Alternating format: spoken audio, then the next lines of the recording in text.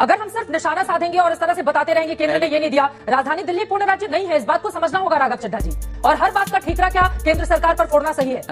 राघव चड्ढा जी अभी मजा आएगा ना भिड़ो। ये तो कमाल के ही सवाल हैं चित्रा जी आपके। दोस्तों, आज की डिबेट में राघव चड्ढा ने चित्रा मैडम को बुरी तरह एक्सपोज कर दिया। आम आदमी पार्टी के नेता राघव चड्ढा कंबल में लपेट के गोदी मीडिया को जूते रसीद कर रहे हैं। चित्रा त्रिपाठी ने राघव को बीच में टोका तो राघव ने चित्रा मैडम की तगड़ी क्लास लगा दी। राघव ने बीजेपी प्रवक्ता सुधांशु त्रिवेदी को भी खूब सुनाया। दोस्तों, डिबेट बहुत मजेदार है, अंत तक देखिएगा। चैनल पर नए हो तो चैनल को अभी सब्सक्राइब कर लीजिए। चलिए आपको आगे की डिबेट दिखाते हैं।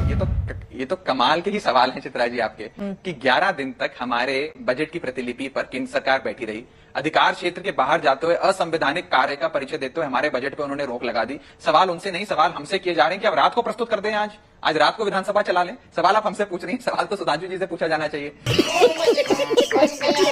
खैर, मैं जवाब दे देता हूं। आज सुबह 11 बजे बजट प्रस्तुत होना था। भारतीय जनता पार्टी की सरकार ने हमारे बजट को रोक लिया। आज देर शाम उसकी अनुमति आई है। कल सुबह सुबह बजट प्रस्तुत करके बजट को पास कर देंगे। वित्तीय वर्ष की शुरुआत 1 अप्रैल 2023 से होगी। अरविंद केजरीवाल जी किसी की वेतन, किसी की सैलरी, किसी का खर्च, किसी प्रकार की कोई कल्याणकारी योजना को रोकने नहीं देंगे। बीजेपी के लोग जितने बाण चलाते हैं अरविंद केजरीवाल वो सारे बाण अपनी छाती पे सहते हैं। एक भी बाण और लड़ाई की एक भी छींट अपने 2 करोड़ दिल्ली वालों पर नहीं पड़ने देते, आगे भी नहीं पड़ने देंगे, छाती पे सहेंगे। नंबर 2, आपने कुछ मुख्य सवाल पूछे, मैं एक एक करके सबका जवाब दे देता हूं। सुधांशु जी ने 2 मुख्य कारण बताए हमारा बजट रोकने का। पहला, उन्होंने कहा कि हमने प्रचार प्रसार में बहुत खर्चे में बढ़ोतरी कर दी। ये तो सरासर झूठ है, क्योंकि प्रचार प्रसार में तो जितना वित्तीय वर्ष इस वित्तीय वर्ष में आवंटित हमने किया उतना ही पिछले साल किया था, उससे पहले भी उतना ही किया था, उससे पहले भी इतना किया था। यहां तक कि जो महंगाई की दर होती है, इन्फ्लेशन इंडेक्स जिसे कहते हैं, उसके अनुरूप भी प्रचार प्रसार के पैसे को नहीं बढ़ाया जो बढ़ना चाहिए। जैसे आपकी पगार अगर 1 लाख रुपए महीना है तो हर साल 7% या 8% से आपकी पगार बढ़ती है, क्योंकि देश की महंगाई उस दर से बढ़ रही है। हमने तो उस दर से भी प्रचार प्रसार का पैसा नहीं बढ़ाया, एक फूटी कौड़ी नहीं बढ़ाई। जितना पुराने वित्तीय वर्षों में था उतना ही इसी वित्तीय वर्ष में। तो फिर भैया क्यों रोका आपने हमारा बजट?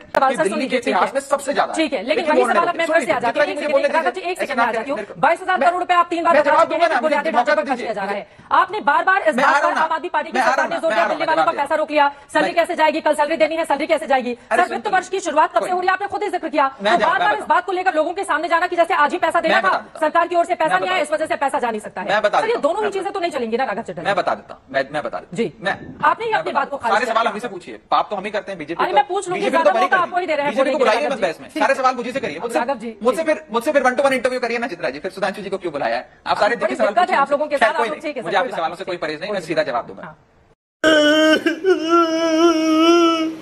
मैं सीधा जवाब दूंगा। 1 अप्रैल से वित्तीय वर्ष शुरू हो रहा है, क्योंकि मैंने आपको ये बताया कि वित्तीय वर्ष तो 1 अप्रैल से शुरू हो रहा है। तो वित्तीय वर्ष अगर 1 अप्रैल से शुरू हो रहा है तो उसका ये मतलब थोड़ी है कि 31 मार्च को रात को 12 बजे बजट पास होगा। बजट तो पहले पास होगा। गुड्डे गुड़िया का खेल नहीं है कि 31 मार्च रात 11 बजे आपने बजट पास किया और 1 अप्रैल से आपको खर्चे का आवंटन हो गया। इन्हें हमारे प्रचार से बड़ा दर्द होता है, बहुत दर्द होता है बीजेपी को हमारे प्रचार से। मैं बीजेपी को बताना चाहूंगा, दिल्ली की सड़कों पर जरा सुधांशु जी, आप तो दिल्ली में रहते हैं, आप संसद भी आते हैं रोज सुबह, मुझे रोज आपसे मिलने का सौभाग्य प्राप्त होता है। जरा एक दिन संसद के बाद आप और मैं दोनों आपकी गाड़ी में ना दिल्ली की सड़कों पर घूमने चलेंगे।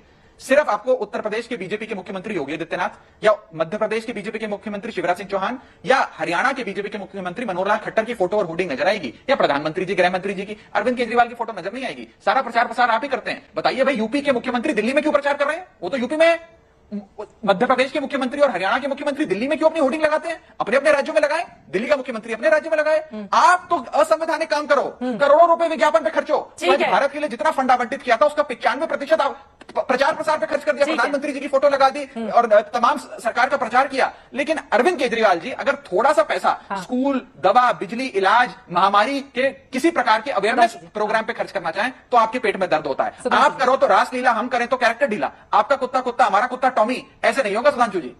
हाँ भाई, कैसी लगी आगे स्वाद?